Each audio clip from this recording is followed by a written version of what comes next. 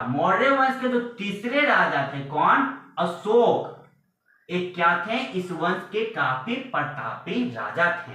दोस्तों हम लोगों ने क्या देखा कि चंद्रगुप्त मौर्य मौर्य वंश के संस्थापक हुए थे, जिनके प्रधानमंत्री चाणक्य हुए, दूसरे बिंदुसार हुए।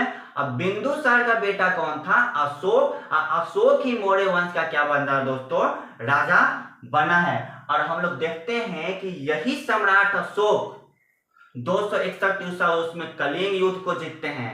यही अशोक कलिंग युद्ध के बाद देखते हैं कि बौद्ध धर्म को भी क्या करते हैं, अपना लेते हैं। और बौद्ध धर्म अपनाने के बाद यही सम्राट अशोक अपने, जब तक ये राजा थे बौद्ध धर्म अपनाने से पहले काफी प्रतापी थे, ये एक भी युद्ध नहीं हारे थे और अपने क्षेत्र का, अपने मगध साम्राज्य का काफी विस्तार किया था।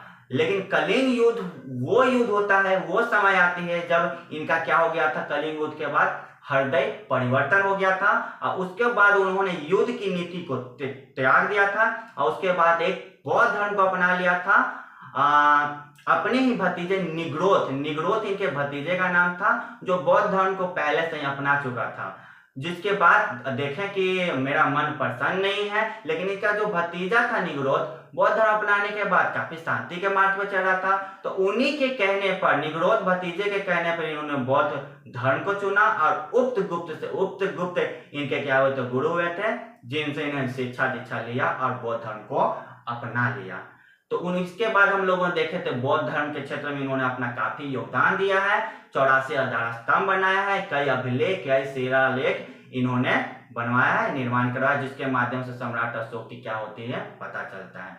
आगे हम लोग देखते हैं दोस्तों, जो मौर्य वंश के जो अंतिम शासक थे, जिनका नाम क्या है, विदरथ है। विदरथ के सेनापति थे पुष्यमित्र शुंग। क्या, मौर्य वंश के अंतिम शासक थे विदरथ और विदरथ के सेनापति थे पुष्यमित्र शुंग।